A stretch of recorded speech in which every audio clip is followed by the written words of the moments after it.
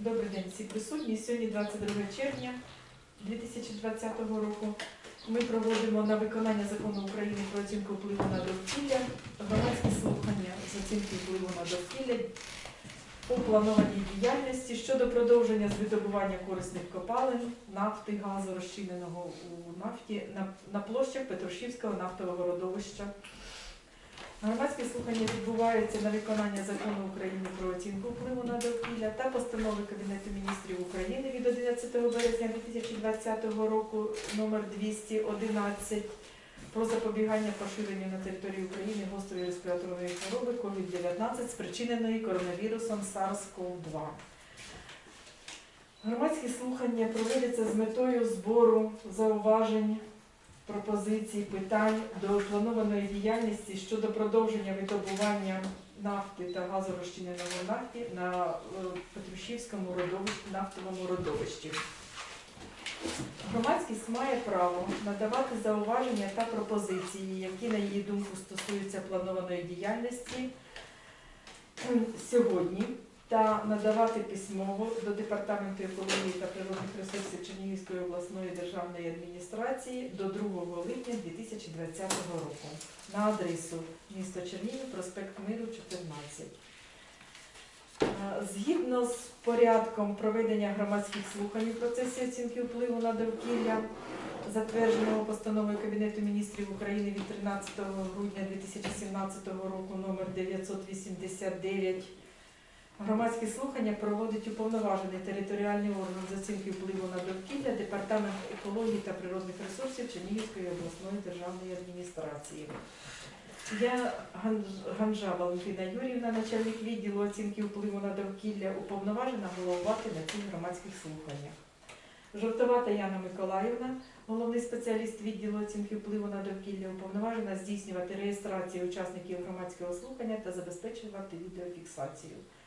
Проведення громадських слухань є необхідною умовою для отримання висновку з оцінки впливу на довкілля, який буде враховуватись при отриманні спеціального дозволу на користування надрою.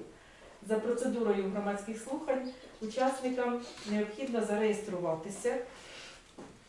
У журналі реєстрації необхідно зазначити прізвище, ім'я по батькові, адресу реєстрації та поставити підпис. Зауважую, що при оприлюдненні журналу реєстрації персональні дані будуть закриті. Під час громадських слухань здійснюється відеофіксація, яка буде розміщена в єдиному реєстрі з оцінки впливу на довкілля, тобто вона буде доступна всім, і для громадськості, і для органів влади. На порядок денний виноситься обговорення діяльності щодо продовження господарської діяльності по видобуванню корисних копалин, нафти, газу розчиненого у нафті на площах Петрушівського нафтового родовища. Тепер по процедурі. Публічне акціонерне товариство «Укрнафта» 13 лютого 2020 року розпочало процедуру оцінки впливу на довкілля шляхом розміщення в єдиному реєстрі з оцінки впливу на довкілля повідомлення про плановану діяльність щодо продовження господарської діяльності з видобування корисних копалин, нафти, газу розчиненого нафти на площах Петрушівського нафтового родовища. Зазначене повідомлення оприлюднене в єдиному реєстрі з оцінки впливу на довкілля 17 лютого 2020 року. Номер реєстраційної справи в єдиному реєстрі з оцінки впливу на довкілля 20 20 21 35 289. Громадське обговорення, обсягу досліджень та рівня деталізації інформації, що підлягає включенню до звіту з оцінки впливу на довкілля, тривало 20 робочих днів з 17 лютого 2020 року по 16 березня 2020 року.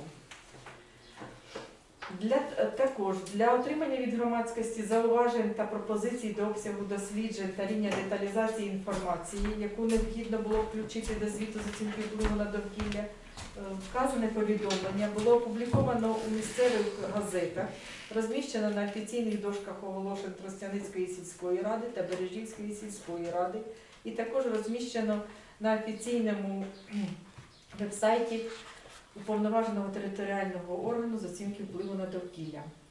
З дня офіційного оприлюднення зазначеного повідомлення зауважень від громадськості не надходило. 25 травня 2020 року підприємством розміщено в єдиному реєстрі з оцінки впливу на довкілля звіт з оцінки впливу на довкілля та оголошення про початок громадського обговорення звіту з оцінки впливу на довкілля. В зазначеному оголошенні міститься інформація про час, дату і місце проведення громадського слухання, в процесі громадського обговорення, а також місця, де можна ознайомитися зі звітом з оцінки впливу на довкілля. Оголошення було опубліковано в двох місцевих газетах, таких як «Деснянка» від 21 травня 2020 року номер 20 та газеті «АІР» від 20 травня 2020 року номер 21. Для ознайомлення громадськості з планованою діяльністю та звітом з оцінки впливу на довкілля оголошення було розміщено на офіційному веб-сайті та в приміщенні уповноваженого територіального органу з оцінки впливу на довкілля, тобто в Департаменті екології та природних ресурсів Чернігівської обласної державної адміністрації за адресою міста Чернігів, проспект Миру, 14. Також зазначене оголошення було розміщене і звіт в Бережівській сільській раді та на самому підприємстві. Громадське обговорення зазначеної діяльності і зазначеного звіту з оцінки впливу на довкілля проходить з 27 травня 2020 року по 2 липня 2020 року. Враховуючи кількість доповідачів та учасників сьогоднішніх громадських слухань, пропонуємо встановити наступний регламент. Для суб'єкта господарювання до 10 хвилин вам достатньо буде? До 10 хвилин, відповіді на питання 5 хвилин. Зареєстровані виступи у нас поки що не зареєструвалися на виступи.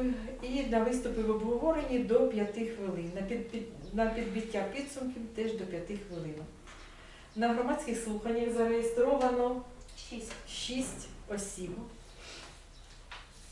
Також зареєстровані представники суб'єкта господарювання. Це старший інженер з екологічної та енергетичної безпеки НГВУ «Чернігівнафта» Філозоф Іван Миколайович та інженер з екологічної та енергетичної безпеки НГВУ «Чернігівнафта» Паляниця Олександр Васильович.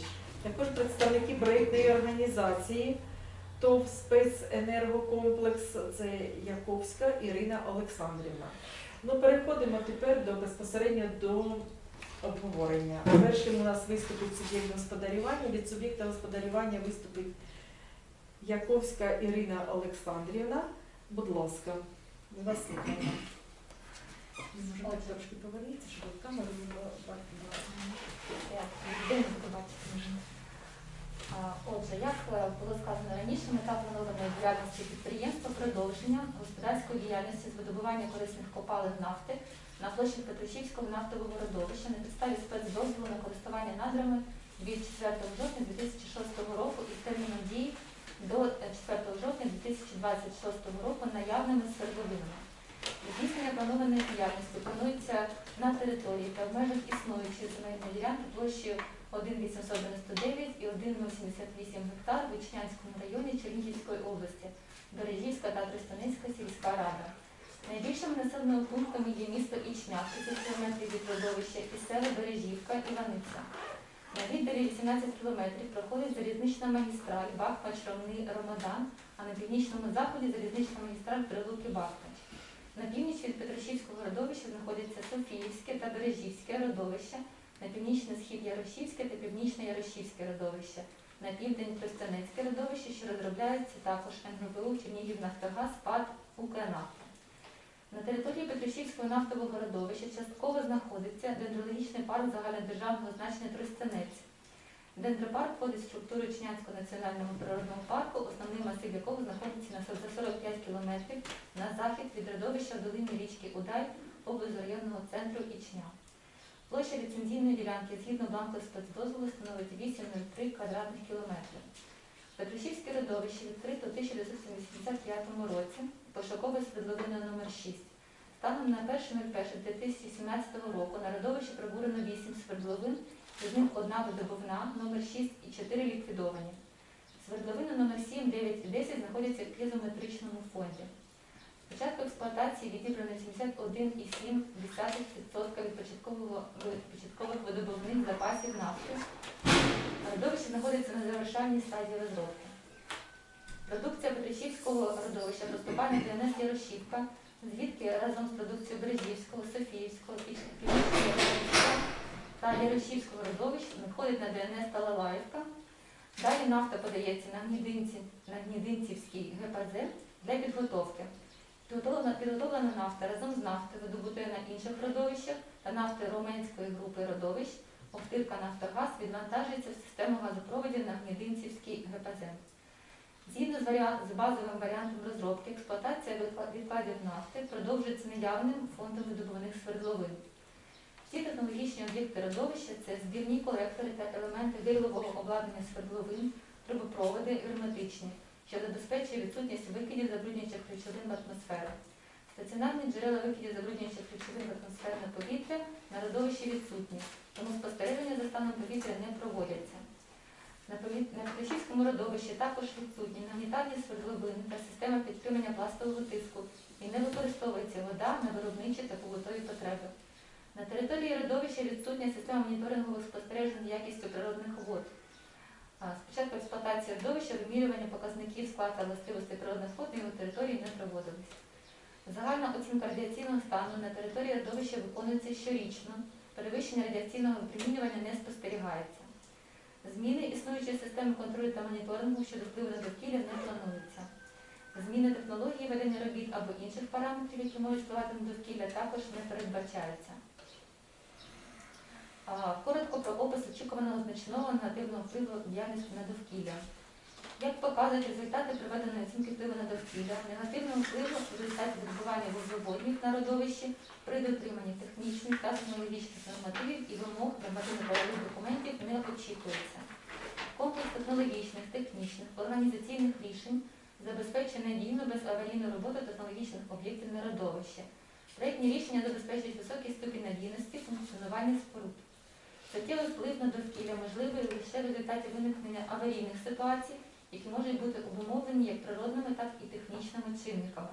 До природних чинників відносяться землетруси, сильний вітер, урагани, повені, сходження силових потоків та інше. Згідно нормативних документів України, територія Чернігівської області, де розташоване Петришівське родовище, віднесена до 6-бальної сейсмічної зони 1% ймовірності перевищення розрахункової інтенсивності протягом 50 років з періодом повторюваності таких сейсмічних коливань один раз на 1000 років, що свідчить про низьку ймовірність аварійної ситуації внаслідок виникнення землетрусів. За даними електронного ресурсу відкритої інформації, за останні десятиліття в районі родовища відчували підземні поштовхи силою 4 бали за шкалою Ріхтера у 2016 році, які були пов'язані з потужними землетрусами у гірському масиві Вранча в Румунії. Потенційно аварійна ситуація можлива також у разі дії штурмових та ураганних вітрів. Вона залежить від сили, яка вимірюється в балах або швидкості переміщення повітряних мас. Згідно шкали Бофорта, яка прийнята Всесвітньою метеорологічною організацією для наближеної оцінки швидкості вітру, при швидкості більше 28 метрів на секунду це шторм, понад 32 – ураган. Враховуючи статистичні дані про швидкість переміщення повітряних мас на території Чернігівської області, цей чинник також можна вважати малоймовірним, а відповідно і виникнення аварійних ситуацій через цю подію. Небезпечні і аварійні ситуації при видобуванні додавці нафти і газу можуть виникати головним чином через порушення технологічного регламенту експлуатації обладнання, виконання ремонту і вогневих робіт без дотримання інструкцій з техніки безпеки. На підприємстві також наявний план ліквідації аварійних ситуацій, що містить вказівки, сповіщення відповідних служб, організацій, які повинні брати участь у ліквідації аварій та їх наслідків, перелік необхідних технічних засобів, знешкодження реагентів, способи збору і знешкодження забруднюючих речовин. До основних причин, що можуть спричинити аварії та нещасні випадки на родовищі, відносяться підвищення тиску в ємностях і комунікаціях, загазованість на території, несправність запобіжного клапана, несправність манометра, поява елементів спосудних і трубопроводів, тріщин і вм'ятин. Для запобігання причин, які можуть спричинити аварію та нещасний випадок, оператори здобування нафти і газу зобов'язані суворо дотримуватись технологічного режиму роботи, постійно слідкувати за справністю посудин, своєчасно ліквідовувати пропуски нафти і газу, слідкувати за справністю всіх показуючих і регулюючих засобів, слідкувати за справністю запобіжних клапанів, своєчасно виявляти місця загідрачування, обладнані і ліквідовувати гідратні пробки відігріванням парою або введенням метанолу. У разі аварійного розливу нафти і нафтопродуктів проводиться зрізання ґрунту на глибину забруднення приблизно на 0,15 метрів. Забруднену ділянку слід оконтурити плугами з глибиною занурення 20-25 см. При середніх і значних розливах по контуру ділянки необхідно будувати траншеї і облаштовувати їх захисними екранами для попередження інтенсивного просочування нафтопродуктів у ґрунт. Після того, як забруднені речовини будуть зібрані, з поверхні ґрунту виконується технічна і біологічна рекультивація території, які регламентовані відповідними нормативними документами. На основі зробленої оцінки впливу на навколишнє середовище та для забезпечення нормальної і безпечної експлуатації об'єкту в подальшому передбачено наступні природоохоронні заходи. При проведенні видобутку вуглеводнів, застосування закритої герметичної системи збору, промислової підготовки і транспортування продукції, постійний контроль технічного стану експлуатаційних об'єктів, свердловин викидних ліній, установки попередньої підготовки газу, застосування антикорозійного покриття інгібіторів для запобігання корозії, обладнання, швидка ліквідація аварійних розливів пластових флюїдів, заходи із запобігання потрапляння на землю, поверхневі і підземні води, питної якості кислот, жирів, поверхнево-активних речовин, полімерних розчинів та інших хімічних реагентів, що використовуються при роботах з інтенсифікації експлуатаційних свердловин. Використання сучасного обладнання, встановлення обладнання, яке є джерелом шуму і вібрацій на віброізолюючих амортизаторах, фундаментах, шумозахисних секціях. Крім зазначеного вище, на всіх етапах освоєння родовища здійснюються ресурсозберігаючі заходи, дотримання технологічного режиму роботи свердловин та регламенту використання техніки, виконання всіх регламентних робіт, пов'язаних з нормативною експлуатацією технологічного обладнання та устаткування, тобто капітальні ремонти, поточні ремонти, побірка тощо. У процесі експлуатації родовища необхідно забезпечити захист поверхневих та підземних вод від забруднення. З цією метою мають бути запроваджені наступні заходи: гідроізоляція технологічних площадок, амбарів, вигрібних ям, відведення дощових вод з об'єкту за рахунок рельєфу і організації поверхневого стоку, завантаження автотранспорту в спеціально відведених місцях. Крім того, плануються наступні охоронні заходи: організація регулярного контролю за станом свердловин і трубопроводів, проведення систематичного контролю за герметичності клапанів, пофарбування зовнішньої поверхні обладнання відбиваючими світлими фарбами, відеомоніторинг стану поверхневих і підземних вод, дозвільно-ліцензійне забезпечення господарської діяльності. В якості компенсаційних заходів передбачено відшкодування втрат, спричинених процесів планованої діяльності. Розрахунки відшкодування втрат проводяться на основі спеціально затверджених методик згідно встановлених тарифів. Зокрема, це оплата видатків на компенсацію вартості втрат сільськогосподарського виробництва, пов'язаних з тимчасовим зайняттям земель, втрати на проведення біологічної рекультивації після завершення розробки родовища. Чернігівнафтогаз здійснює компенсаційні заходи у вигляді плати збору за спеціальне використання водних ресурсів, екологічного податку згідно податкового кодексу та рентні платежі. Дякую за увагу. Які є запитання до доповідача? Доповідач – це представник проєктної організації, яка розробляла звіт з оцінки впливу на довкілля. У нас є представники суб'єкта господарювання, тобто НГВУ, Чернігівнафта. Є питання? У нас поступило одне питання, пропозиція, зауваження від Бережівської сільської ради. Я повинна їх в письмовому вигляді. Оскільки Укрнафта тривалий час використовувала дорогу місцевого значення, це призвело до її руйнування, і дорога стала непридатна для використання місцевими жителями.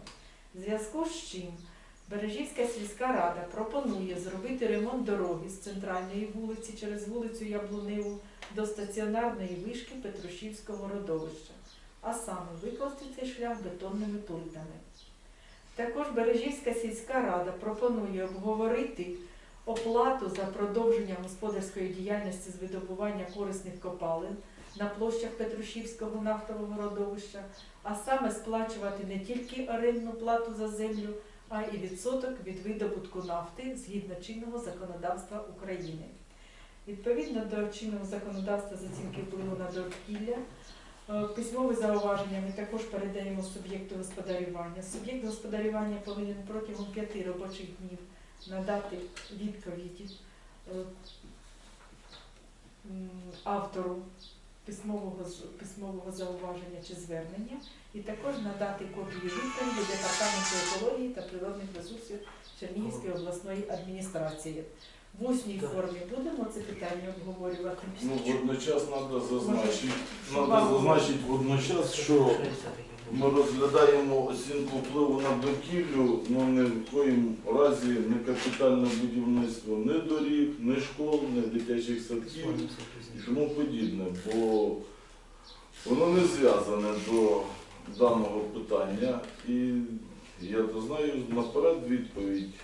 А що касається другого питання по рентним платежам, так, вони обов'язково будуть платитися тільки з того моменту, коли почне видобуватися нафта, газ чи конденсат. На даний момент я можу тільки зазначити, що в прошлому році, в серпні місяці, ПАТ «Укрнафта» хотіли відновити експлуатацію свердловини шляхом фонтанування, затратили понад 4,5 мільйона гривень, але результату не добилися. І фонтанірувати скважина не почала. Ми надіємося, що все одно в подальшому будемо її відновлювати. Но на даний момент нафта і газ не тече, а рента за землю обов'язково платиться. А з того моменту, коли почне видобуватися нафта, згідно законодавству, 1% буде надходити прямо на сільську раду. По закону скільки? 1%. До 12%. По новому закону повинно бути. Ну, по-новому, один закон для всіх. Коротше, ви мінімальне берете, так? Ми не беремо мінімально, ми відповідаємо нормам законодавства. Тут ділиться. Да, 95%, можу вам точніше сказати, 95% йде в державу, 2% йде обласний, і 2% йде в районний, і 1% прямо в сільську раду. Це так, як проходить вже на протязі 2008 року. Вже 3 роки цей закон діє і скрізь ми так його і виконуємо. Справа в тому, що ця скважина використовувалася більше 40 років, так? Значить, і ви кажете, що ми не розглядаємо зараз на довкілля. У нас систематично кожного року було 2 вулиці і під'їзд, і яр завжди був перекопаний у рост чоловіка. Так? Значить, постійно це було. Проїзду і проходу для людей було, вулиці були зілами, уралами і все передовбані, хоча б кожного року давали були бульдозера, загортали яр, загортали це, я розумію все. Але до других скважин, до Лискунівської бетонними плитами викладено до скважини. Так? Хоча б твердим покриттям, яким щебнем чи чим-небудь буде засипано проїзд через вулицю до скважини. І воно було б, а так 40 років пройшло, тепер скважина була, качалка стояла, значить користувалися, коли качало, коли ні, зараз затампована, зрозуміло, коли розтампується, теж не зрозуміло. 40 років пройшло, сільська рада, населений пункт тільки мав що. Ну, нічого, як то кажуть, хоча б якась допомога, тим паче, що нам невідомо, чи воно тепер поставили насоси внутрішні, ми не бачитимемо по трубопроводах йтиме чи газ, чи нафта, ми його не побачимо і не скажемо. Бо як коли приїжджало СБУ і питало, чи ви качаєте, я зразу казав, інколи бувало працювали, тепер ми цього не побачимо ніколи вже, розумієте? І чи береться, корисні копалини беруться чи не беруться, ми цього не знаємо і не побачимо. Так що користувалися можна було 300 метрів просто урахувати, і воно б для населеного пункту було. Тепер викопали котлован, і туди зливається мазута і все остальне. І цей котлован знаходиться за 50 метрів від водоймища. Хоча б його зробили в сторону полоси, і то було б якась страховка. Це ж вам є екологічне. питання. Да, це іменно екологічне А питання. це питання, те, що ви говорите, що не розглядаєте сьогодні, а де ж і коли ми можемо його розглянути? Скажіть, будь ласка, Ну, ви ж не тільки- поїдете те питання Я ж вам розглядати? кажу, Так, тільки давайте не ми тоді. Ви зазначте, може, Зазначаємо, так. краще вам, Юріна, ви зазначте, щоб вони вам повірили, що які в компетенцію входять екологічної сфери, Так, а які давайте, питання ви не ж знову ж входять. таки. Вибачте, але я не закінчив. Тетяна Давайте по Михайлівна, черзі, хорошо? дайте я договорю, а тоді будете ви всі Я не казати. буду. Тетяна Михайловна те каже, що я кажу Да. те саме, значить, і населений пункт. І це ви перший раз в житті, другий вірніше, попутали були ми Бережівське із Петрушівським, приїхали до нас, посиділи з депутатами, зустрілися всі, люди те саме всі говорили, що ми говоримо сьогодні. Так? Значить, в зв'язку з тим, що коронавірус і все остальне, ми не стали, як то кажуть, зустрінемося з вами. Я думаю, ми зійдемо до згоди з вами і з підприємством, і всім потрібно дружити і допомагати один одному. Так? Значить, і у майбутньому будете працювати. Нам теж цікаво, що під нами воно все забереться, чи заповниться водою, чи не заповниться, ми не знаємо, і ви нам цього не скажете, як воно там, чи сидимо ми на атомній бомбі, чи ще на чому сидимо, чи бахне, чи не бахне, теж ми не знаємо. Як. Ми хочемо, щоб у нас діти, школа, все, як то кажуть, так само, як і у вас, і все. І нам співпрацювати треба. І я думаю, дойти до спільного, що допомагати один одному. І у сільській раді получаємо 1100 у рік от цього, За 1179. земельний податок. За земельний податок, тільки і все. А Все. все, що забралося за 40 років, його ніхто не поверне, його ніхто не дасть. І це перший раз спасибо вам, що ви приїхали, і екологія піднімає це питання. Так що питання це потрібно, усі оці аспекти, якось це, і дойти до спільного населеного пункту. Тут як приїде 30 чи 40 автомобілів, тих крутять, вертять і все остальне, так тут в мене ще одне, цього не можна казати.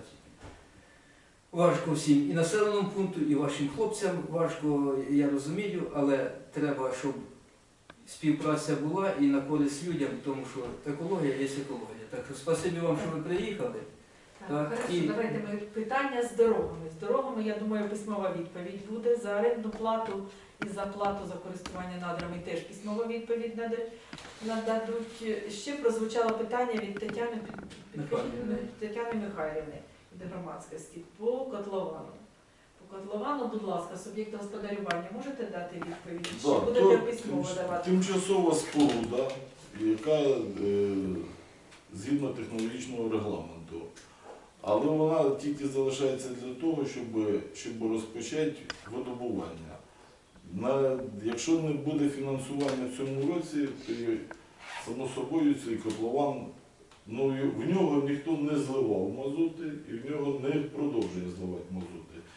З серпня місяця прошлого року ніхто туди нічого не вливав. Краще б ємкості. А що ж горіло тоді там, що Чуєте? дихати нічим було?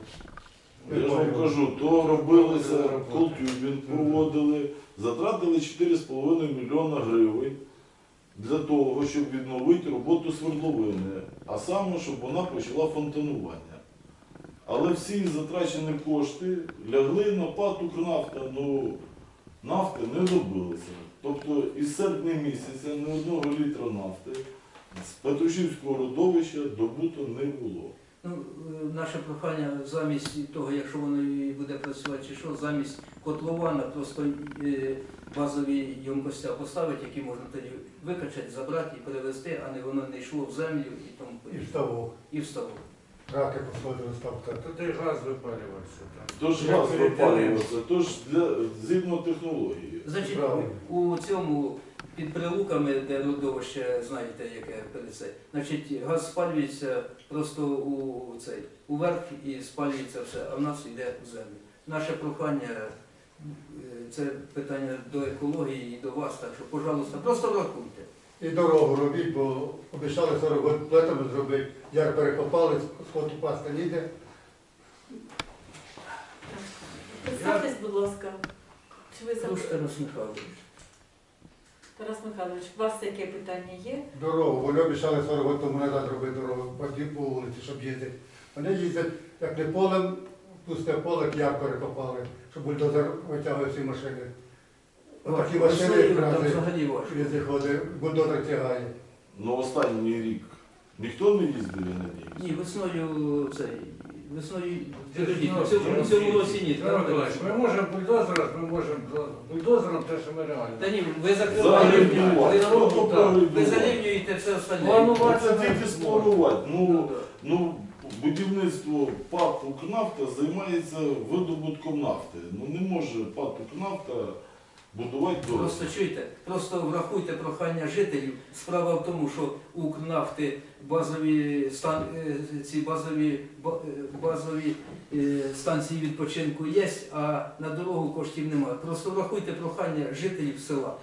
Як-небудь, чим-небудь